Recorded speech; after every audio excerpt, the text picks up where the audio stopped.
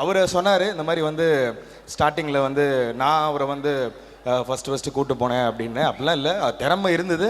அந்த திறமைக்கான ஒரு அங்கீகாரம் கரெக்டாக அவருக்கு ப்ளேஸ் பண்ணிக்கிட்டாரு. அவரை ஒரு லெவல் ஆஃப் திங்குன்னு ஒன்று இருக்கும்ல, அதை தன்னைத்தானே செதுக்கி கேட்டதுன்றதுக்குல்ல. இந்த மீடியாவில் ஒன்று இருக்குது, இவங்க இது மட்டும்தான் பண்ணணும் அப்படின்னு ஒன்று இருக்கும். ஸோ அப்படி இருக்கிற மாதிரியான ஒரு மேடையில் ஒன்று ஒன்றா பண்ணி பண்ணி பண்ணி பண்ணி பண்ணி இன்றைக்கி வந்து ஒரு உயர்ந்த நிலைக்கு வந்திருக்காரு. I am so happy. இன்னும் நிறைய இருக்கிற தம்பி, இன்னும் வே டு கோ லாங். இன்னும் நிறைய இதுதான் பண்ணணும்னு கிடையாது, நீ இன்னும் பெரிய உயரங்களுக்கு வருவ. நீ சொன்ன உன்னை ஹீரோவாக தெரிஞ்சேன்னு இன்னும் தமிழ்நாட்டு மக்களுக்கு நீ ஹீரோவாக தெரியுவ. அதுக்கு வாழ்த்துக்கள். எனக்கு தெரியும் நீ பெரிய டிரெக்டராக வருவேன்னு.